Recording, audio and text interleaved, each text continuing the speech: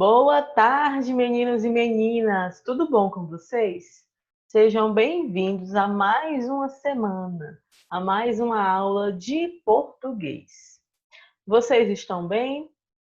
Curtiram o final de semana? Aproveitaram para descansar, para brincar? Como eu havia falado para vocês, essa semana nós vamos iniciar a nossa semana de trabalhos avaliativos, de atividades avaliativas. Para isso, vamos fazer uma revisão dos conteúdos que vimos na segunda etapa. Conteúdos esses que vão estar presentes na nossa atividade avaliativa, tá? Vamos iniciar nossa aula copiando a agenda. Depois, nós fazemos a revisão. Como disse, vamos iniciar nossa aula copiando a agenda. Hoje a nossa agenda é bem simples. A data de hoje, 27/7/2020, segunda-feira, e o conteúdo de hoje é a revisão. Nós não vamos ter atividade nem no caderno, nem no livro, vamos ter apenas a APC, que é a atividade avaliativa. Peço que vocês pausem o vídeo para vocês poderem copiar a agenda, tá bom? Agora que vocês concluíram a agenda, vamos iniciar a nossa revisão. E o que veremos nessa revisão?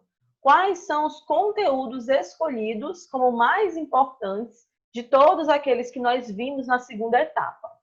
Bem, os conteúdos em gramática que nós vamos revisar hoje são os conteúdos de substantivos, adjetivos, preposição e crase. Esses foram os 4 conteúdos escolhidos em gramática. Nessa segunda etapa, nós vimos bastante classificações de palavras, né?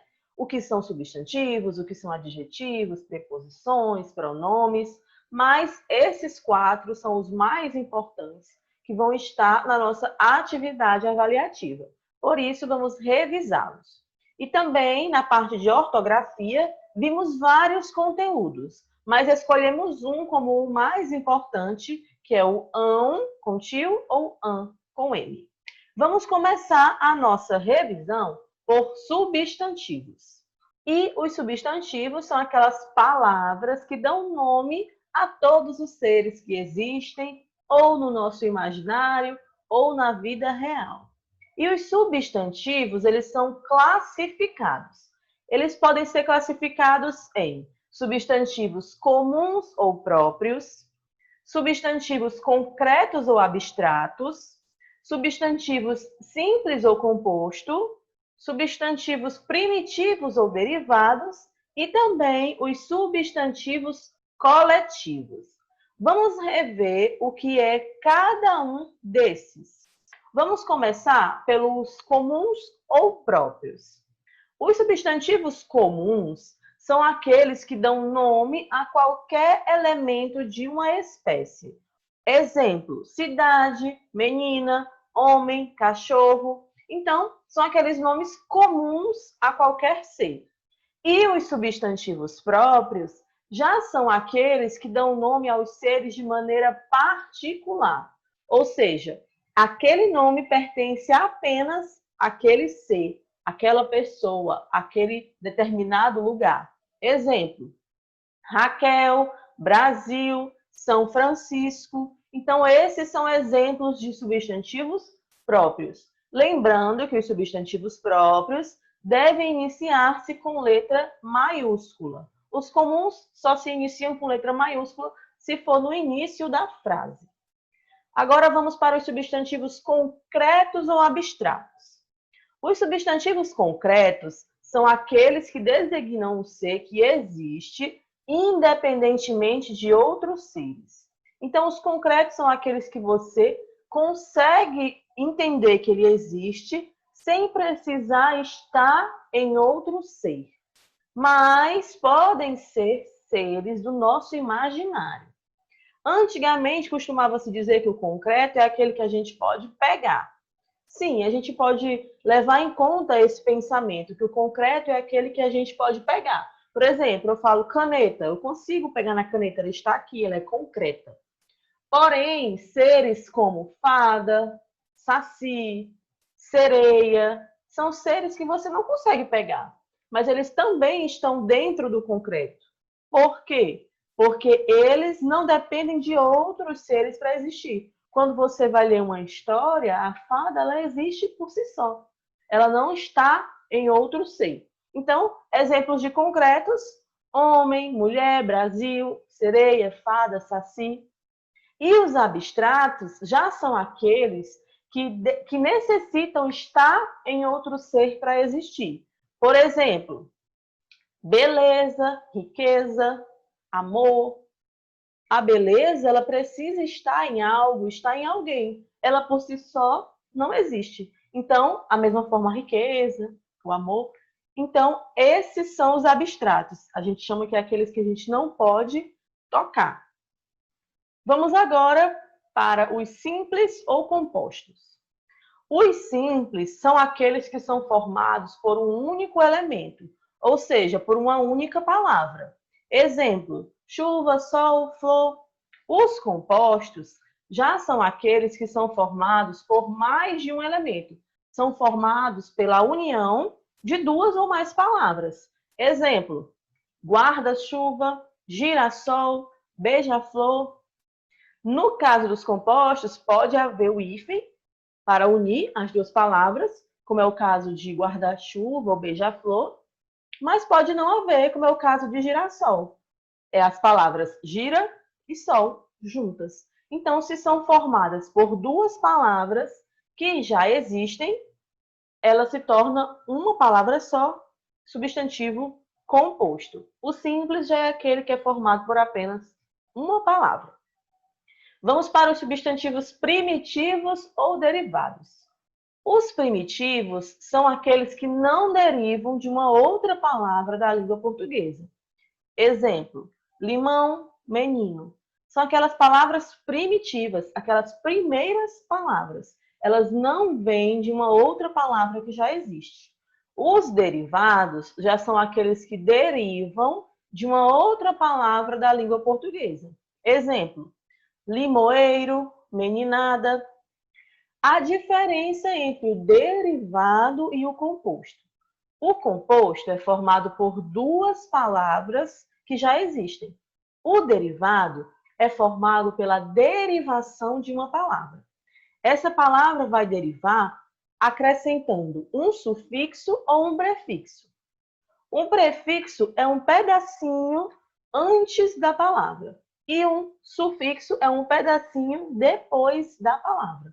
Então, aqui no caso, limoeiro, nós pegamos a palavra limão, que é uma palavra primitiva, e acrescentamos o sufixo eiro, limoeiro. Então, essa é a diferença entre o derivado e o composto. O composto precisa ser duas palavras que já existem. O derivado não, uma palavra só que você fez a derivação, certo? Agora vamos para os substantivos coletivos. Os substantivos coletivos são aqueles que se referem a um conjunto de seres de uma mesma espécie. Um conjunto de seres. Exemplo: nós temos enxame de abelha. Um conjunto de abelhas nós chamamos de enxame. Um conjunto de estrelas ou astros nós chamamos de constelação. Um conjunto de peixes nós chamamos de cardume. Um conjunto de chaves nós chamamos de molho. Aqui são apenas alguns exemplos. Como vocês já sabem, tanto o livro de português de vocês como a apostila do CMF estão cheias desses coletivos. E na atividade avaliativa da etapa passada, vocês já fizeram uso desses coletivos, né? Então, com o tempo, nós vamos aprendendo vários coletivos. É importante sabermos, até quando a gente for escrever uma redação, não ficar repetindo a mesma palavra o tempo todo. Ah, muitas abelhas, muitas abelhas, muitas abelhas. Não, em determinado momento você pode falar um enxame. Já dá para entender que é um conjunto de abelhas. Certo? Acabamos aqui com o substantivo? Não. Nós sabemos que os substantivos eles sofrem flexões. Eles podem se flexionar ou podem variar em gênero, número e grau. Como é que cada um desses, como é que o substantivo ele se flexiona em cada um desses? Vamos entender primeiro o gênero. Na língua portuguesa, há dois gêneros, feminino e masculino.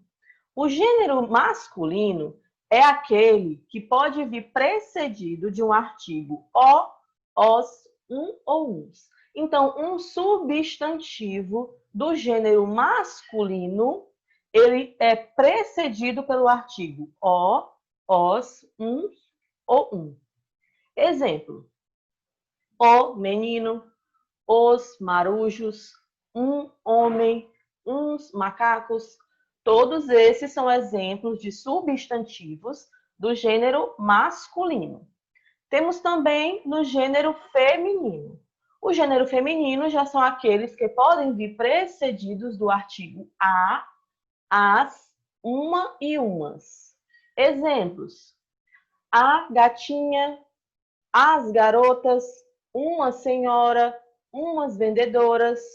Esses são exemplos de gênero feminino, são acompanhados de artigos a, as, uma e umas. Temos também os substantivos biformes. Os biformes são aqueles que apresentam uma forma para o masculino e uma forma para o feminino. Você não vai apenas mudar pelo artigo, ele vai ter uma forma para o masculino e uma forma para o feminino.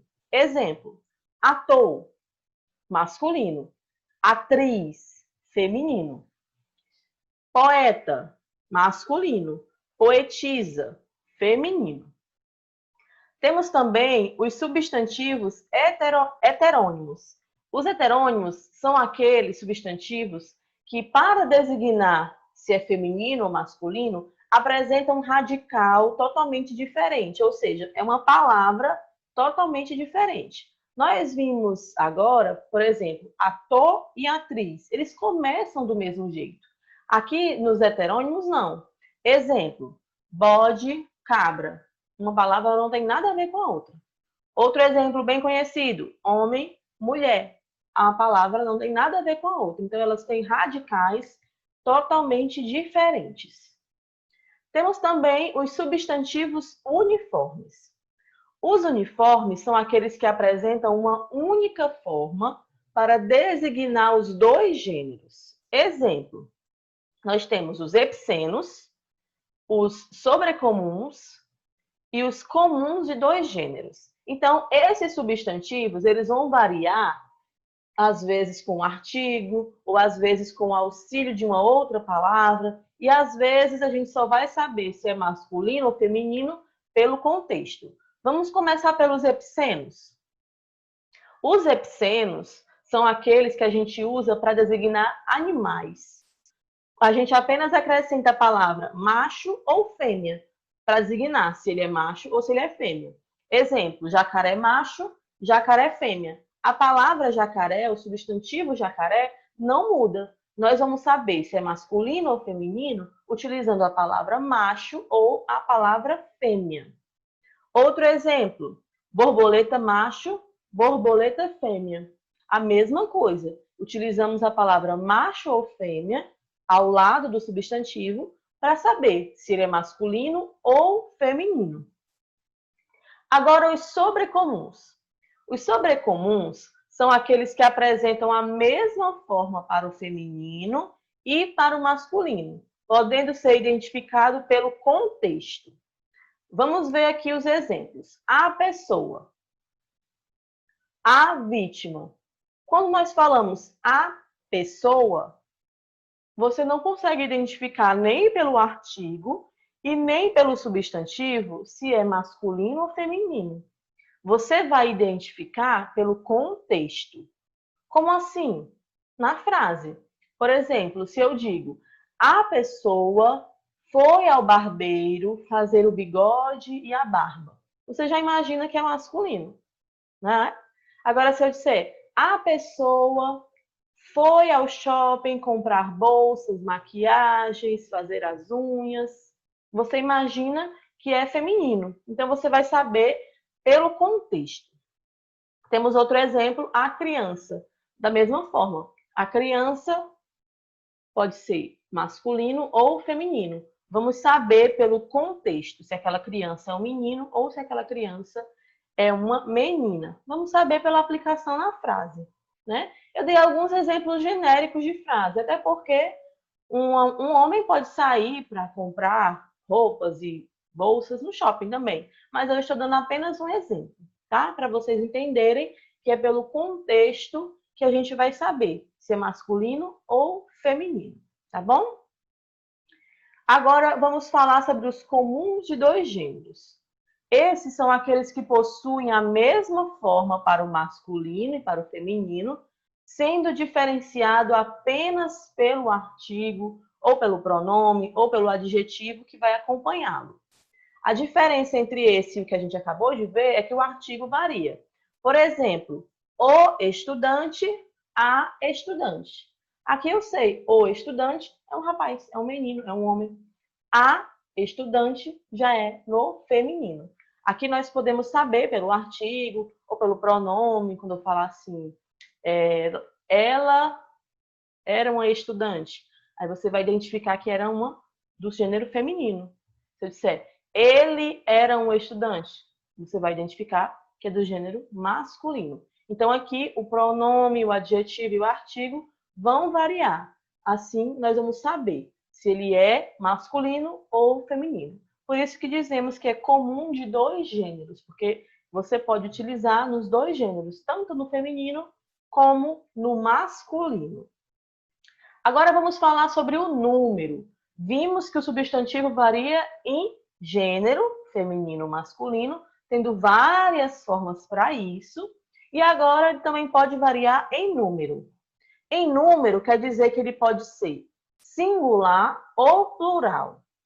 Quando falamos que é singular, é que indica apenas um ser ou um grupo. Exemplo, pessoa, multidão.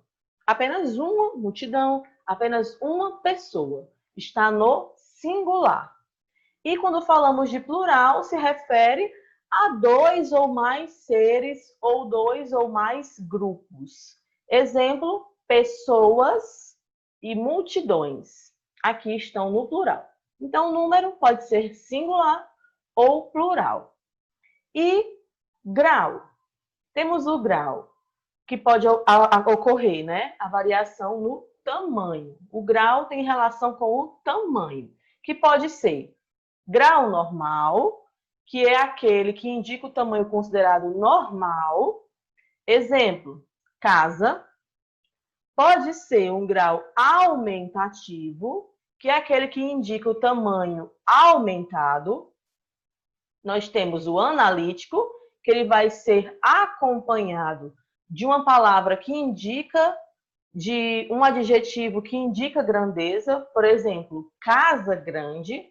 E temos o sintético, que é aquele que apresenta apenas um sufixo que dá esse indicador de aumento, casarão.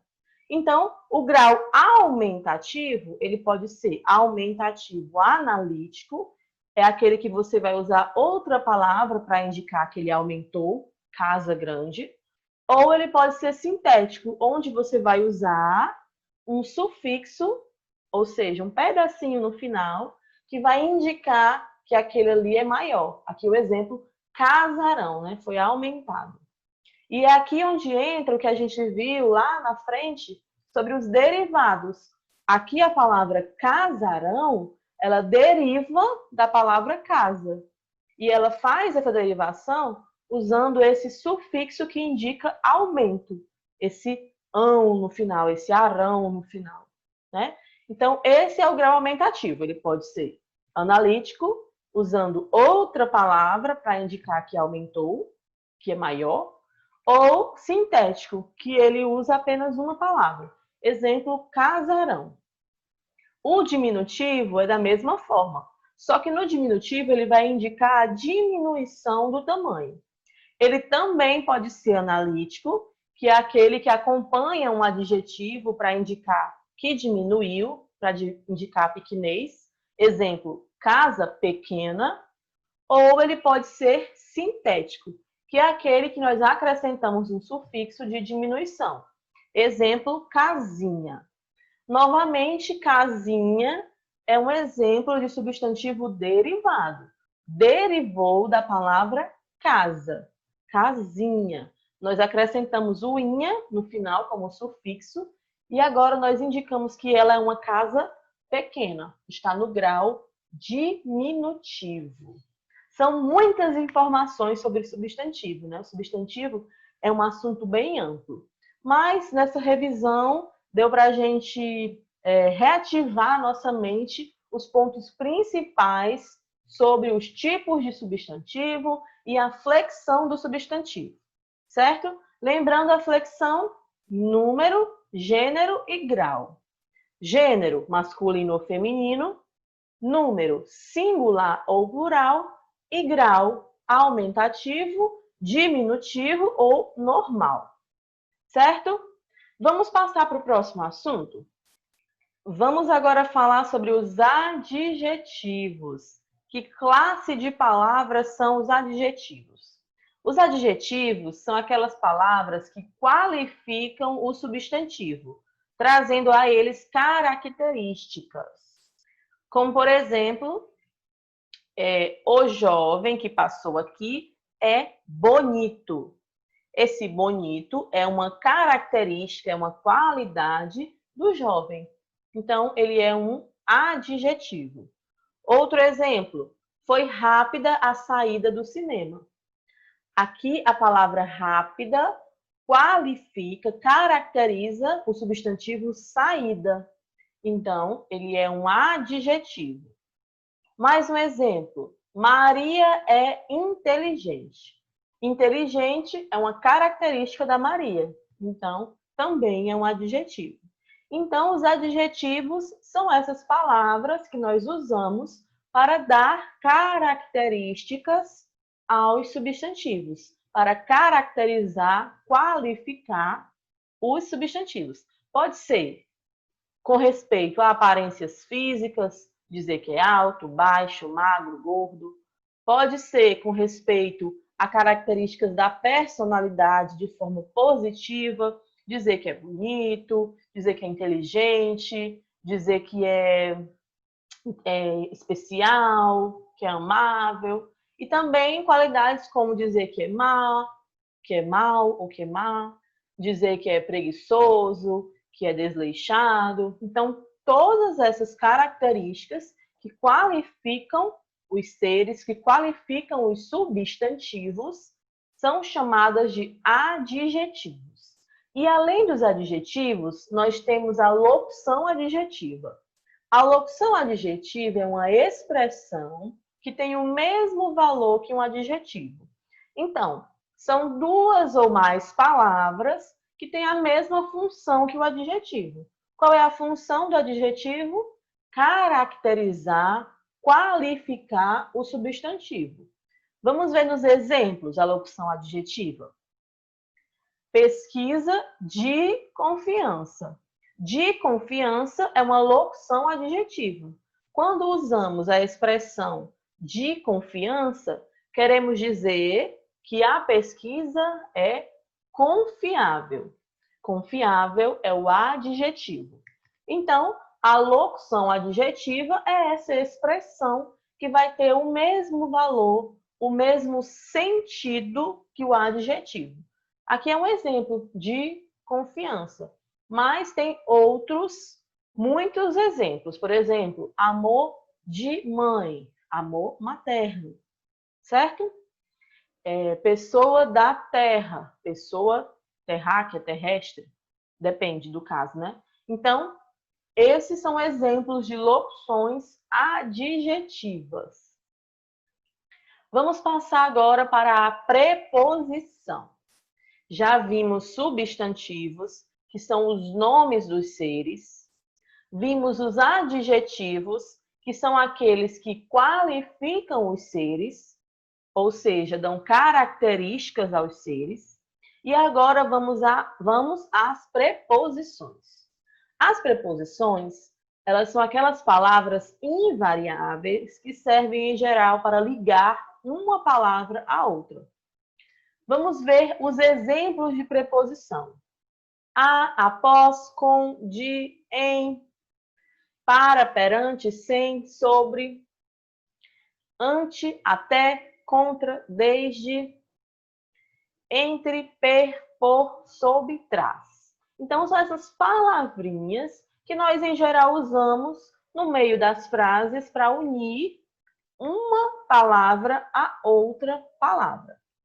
As preposições, elas podem se unir formando uma outra palavra. Vamos ver aqui alguns exemplos. Nós temos numa, em, mais uma. Temos do, de, mais o. É a preposição unida ao artigo, ou unida ao pronome, ou ao advérbio. Outro exemplo. Ao, a, mais o. No, em, mais o. Pelo, per, mais o. Nós também temos alguns exemplos em frases. Estou com fome. A preposição aqui é com. Maria está com saudades de Julieta. Foi ao shopping sem dinheiro. Estive em uma festa. Aqui, esse em uma, eu posso unir formando estive numa festa. Nós conseguimos ver muito essa união, né? No, numa, de, essa união.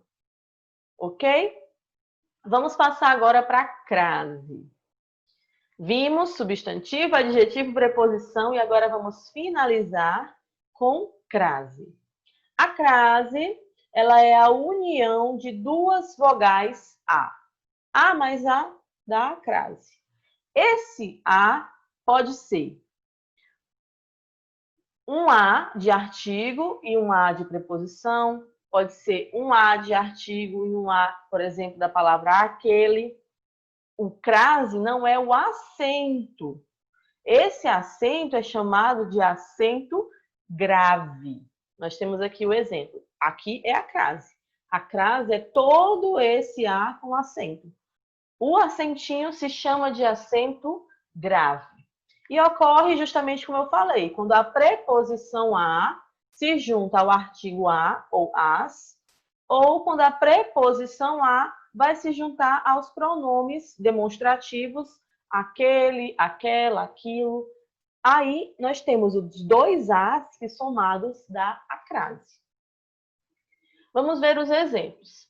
Iremos à praia no domingo. Fica, iremos à praia no domingo. Outro exemplo, vou àquele cinema hoje. Vou àquele cinema hoje.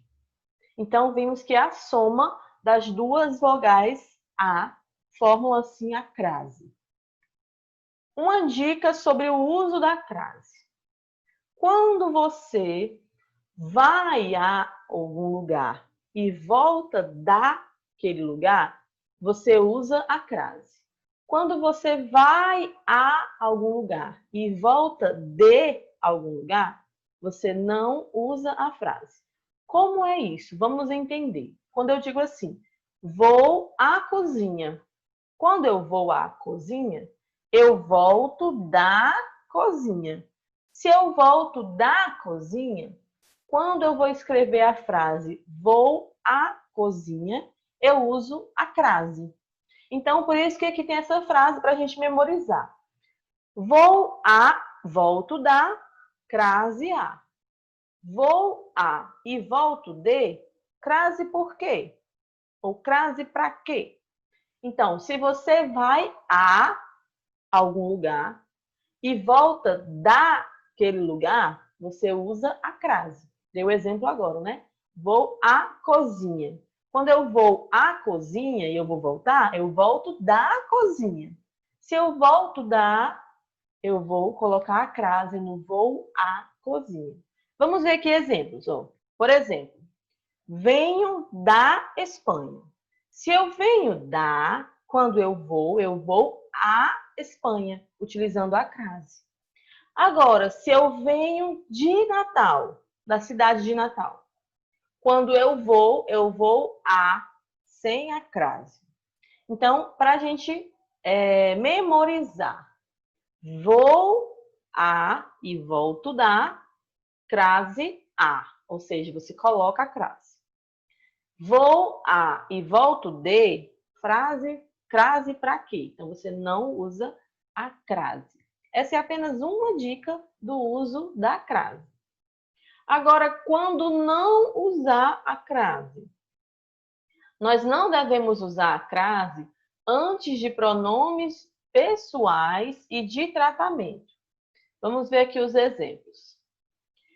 Falarei a eles a verdade. É um pronome pessoal. A não utiliza a crase. Pronome de tratamento. Dirigiu-se a Vossa Majestade. Também não utilizamos a crase. Certo? Agora vamos para o nosso único assunto de ortografia. Ão e ão. Quando é que nós usamos o ão? O ão nós usamos no final de palavras, de verbos, que indicam o futuro. Exemplo. Elas comprarão roupas novas amanhã. Se elas ainda vão comprar, elas comprarão. Eu uso ão, porque o ão com tio é no futuro. É o que ainda vai acontecer. E o ão, passado, nós utilizamos em palavras, em verbos, no final dos verbos passados. Aquela situação que já passou. Vamos ver o exemplo. Elas compraram roupas novas ontem. Se elas já compraram, já passou, é AM no final. Então, o aotil nós usamos no futuro. Comprarão, ainda vai acontecer. No final dos verbos, nós usamos no passado. Compraram, já passou, certo? Agora finalizamos a nossa revisão. Essa segunda etapa foi muito rica, nós tivemos vários conteúdos importantes, né? A revisão ficou bem ampla, mas a revisão é esse resumão mesmo do que nós estudamos, apenas para relembrar esses pontos importantes, né? Para relembrarmos, para dar um start na nossa mente. Qualquer outra dúvida ou qualquer aprofundamento em algum desses pontos que foram falados aqui na revisão, vocês podem tanto assistir as aulas passadas, a vantagem do YouTube é essa, nós podemos assistir as aulas que já passaram e também nós podemos rever no livro, rever na apostila, podem perguntar, tirar dúvida com a gente, com a professora, com a coordenação, tá? E agora vamos falar um pouquinho sobre a atividade avaliativa. A atividade avaliativa dessa etapa vai ser diferente. A atividade vai ser feita em estilo de prova. Isso mesmo. Vocês vão receber a atividade de 10 questões. As questões, elas são avaliadas em scores, assim como uma VP seria avaliada em scores.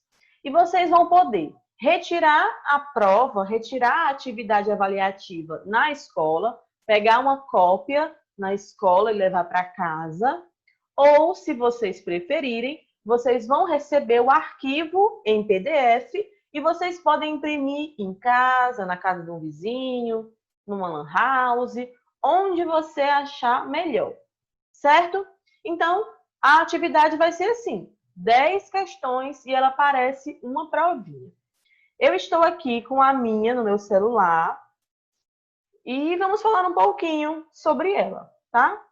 Ela inicia-se com um texto que vocês já tiveram a oportunidade de ler, pois esse texto está no paradidático de vocês, e ela vai iniciar com a interpretação desse texto. Então, as 4 primeiras perguntas são de interpretação de texto. Você vai ler o texto e vai interpretá-lo. A quinta questão, ela já vem falando sobre o primeiro assunto da nossa revisão, que foram os substantivos. A quinta e a sexta questão. Vai falar sobre substantivos, a classificação dos substantivos e também a flexão dos substantivos. Gênero, número e grau. Essas são a quinta e a sexta questão. A sétima questão, ela já vai falar um pouquinho sobre o assunto de adjetivos. Também vamos ter questões sobre preposições e crase. E para finalizar, a décima questão é sobre ortografia, que é o uso do ão e do an que nós vimos na revisão. Eu espero que vocês gostem da atividade avaliativa, que tirem um tempo para se empenhar em fazer uma excelente atividade avaliativa.